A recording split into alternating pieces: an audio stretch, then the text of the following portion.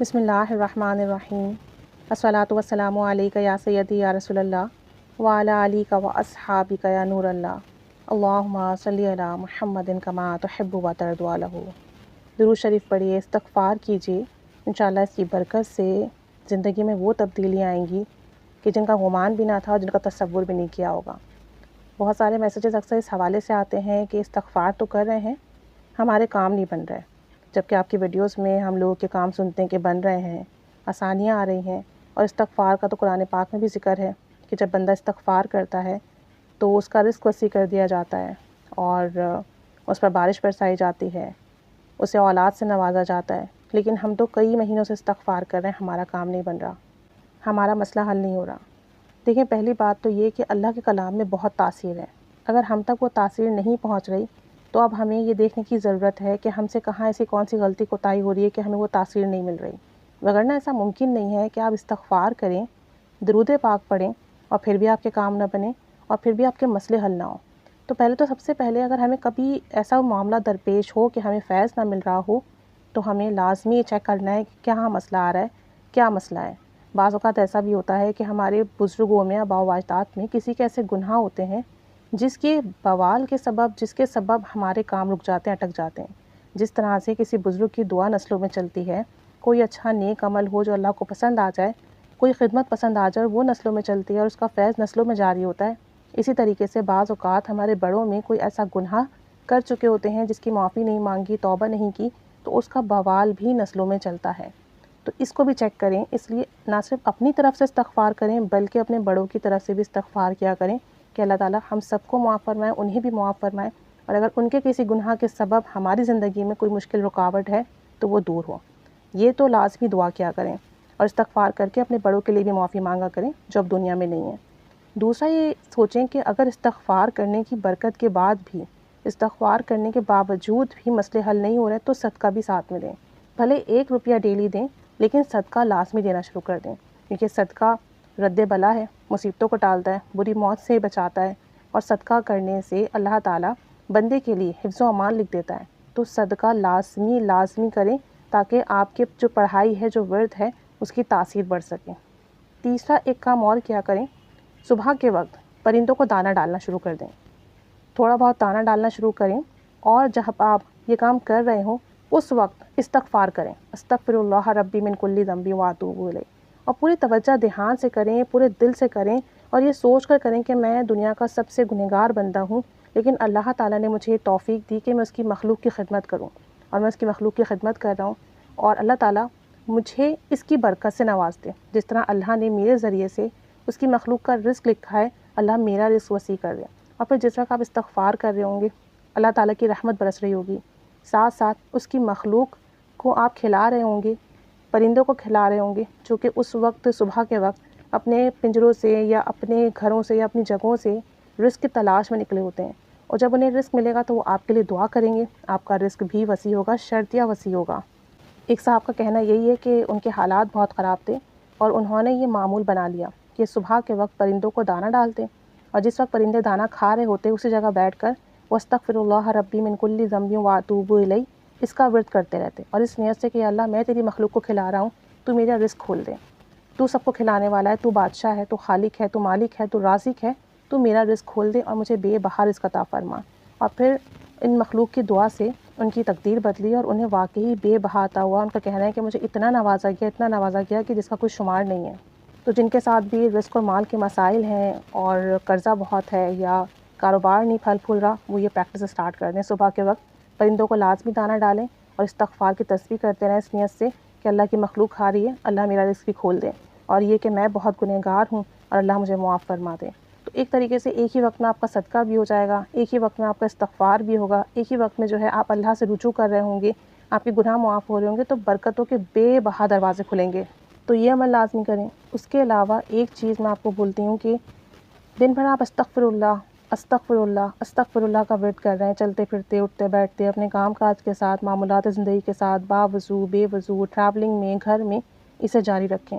لیکن صبح اور شام ایک ایک تسبیح استغفار کی ایسے کریں کہ آپ کے جسم کا رواں رواں استغفار کر رہا ہو، آپ اپنے رب کے حضور پیش ہوں۔ مطلب آپ صبح اور شام میں معمول بنا لیں کہ آپ بیٹھیں گے تنہائی میں، اور آپ کی ساری توجہ، سارا دھیان، سارا فوکس صرف استغفار کی طرف ہوگا اور اپنے رب کی طرف ہوگا۔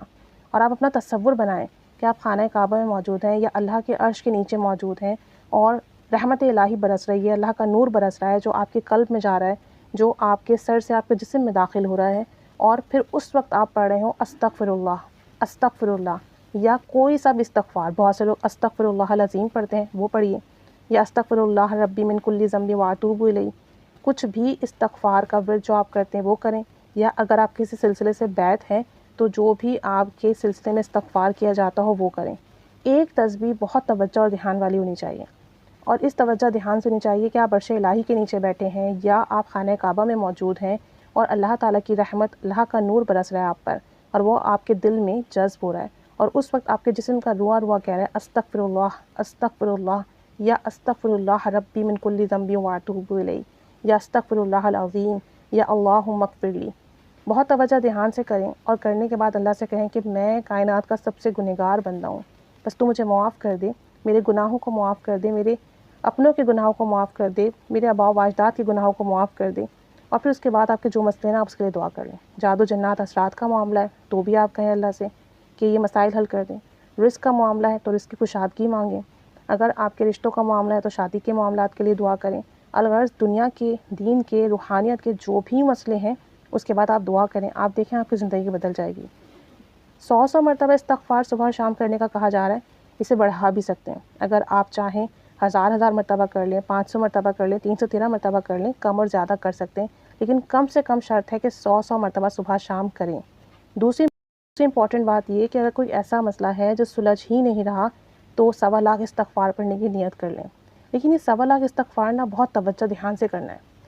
بہت ہی زیادہ توجہ دھیان سے کرنا ہے۔ جیسا آپ پڑھتے ہیں دن میں وہ تو آپ جاری رکھیں، لیکن یہ جو نیت کریں گے نا آپ، یہ آپ نے ایک جگہ بیٹھ کر پورے توجہ دھیان کے ساتھ کرنا ہے، اور چاہے جتنے ہی ٹائم میں کریں، جتنے ہی عرصے میں کریں، اس کی کوئی قید نہیں ہے، پابندی نہیں ہے۔ اور جب آپ یہ 1.25 لاکھ کا استغفار کریں تو اول آخر درود ابراہیمی لازمی پڑھیں، 1 بار، 3 بار، 7 بار، 11 بار۔ اس کے بعد درمیان میں جتنا استغفار آپ نے کرنا ہے کریں، باوضو کریں گے تو بہت اچھا ہوگا، ہر کیفیت میں، ہر کنڈیشن میں کر سکتے ہیں، اور پھر آپ اسے مکمل کریں توجہ دھیان کے ساتھ پڑھتے ہوئے۔ 1.25 لاکھ مکمل ہونے سے پہلے ہی انشاءاللہ تعالیٰ آپ دیکھیں گے آپ کے مسئلے حل ہونا شروع ہو جائیں گے۔ 40,000 کی تعداد پہ جب آپ پہنچیں گے نا تو آپ کے جو بھی بند راہیں ہیں وہ کھلنا شروع ہو جائیں گی۔ آپ یہ سمجھ لیں کہ 40,000 پر جا کے آپ کے دروازے کھلنا شروع ہو جائیں گے انشاءاللہ تعالیٰ۔ شرط وہی ہے کہ توجہ دھیان ہو، کہ آپ عرش الہی کے نیچے بیٹھے ہیں یا اللہ کے حضور حاضر ہیں، اللہ عز و جل نزل رحمت فرما رہا ہے، آپ پر رحمت برس رہی ہے، اور اس رحمت جو آپ پر برس رہی ہے نا اس میں آپ کے جسمانی روحانی مسائل حل ہو رہے ہیں، آپ کے جو بھی مسئلے ہیں وہ حل ہو رہے ہیں، پریشانیاں ختم ہو رہی ہیں۔ آپ آزما کر دیکھ لیں، یقین کریں، میں کامل یقین سے کہہ رہی ہوں کہ شرطیہ آپ کی دعا قبول ہوگی، شرطیہ آپ کے مسئلے حل ہوں گے۔ ایسا کوئی مسئلہ نہیں ہوگا جو حل نہیں ہو، چاہے وہ سالوں کے ہی مسئلے کیوں نہ ہو۔ آپ یہ 1.25 لاکھ کی نیت کر لیں، صبح شام ایک تسبیح تو ویسے پڑھیں جیسے بتائیے، اور یہ 1.25 لاکھ کی نیت کر کے اسے بھی بہت توجہ دھیان سے پڑھیں۔ باقی دن میں چلتے پھرتے اٹھتے بیٹھتے جو پڑھنا ہے وہ تو پڑھتے رہیں، لیکن یہ آپ نے بہت دھیان سے پڑھنا ہے۔ آپ یقین کریں جادو، جنات، اثرات، نظر بد کہ جیسے ہی مسائل کیوں نہ ہو وہ حل ہو جائیں گے، کیونکہ جب کوئی انسان روحانیت میں قدم رکھتا ہے اسے بھی کہا جاتا ہے کہ آپ استغفار کی کثرت کریں، صرف اس لیے کہ جو گناہوں کی رکاوٹ ہے، گناہوں کی نحوست ہے، اس کے سبب روحانیت میں چلنا مشکل ہوتا ہے، روحانی دروازے نہیں کھلتے ہیں، اور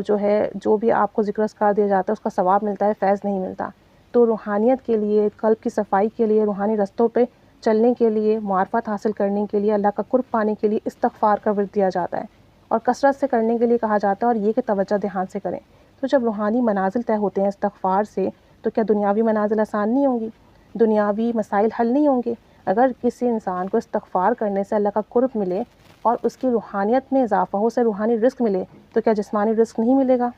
بات دراصل یہ ہے کہ ہمارے پڑھنے میں کمی ہے۔ ایک تو ہمارے پڑھنے میں کمی ہے، توجہ میں کمی ہے، دوسرا ہم استغفار کرتے ہیں اور گناہ نہیں چھوڑتے ہیں۔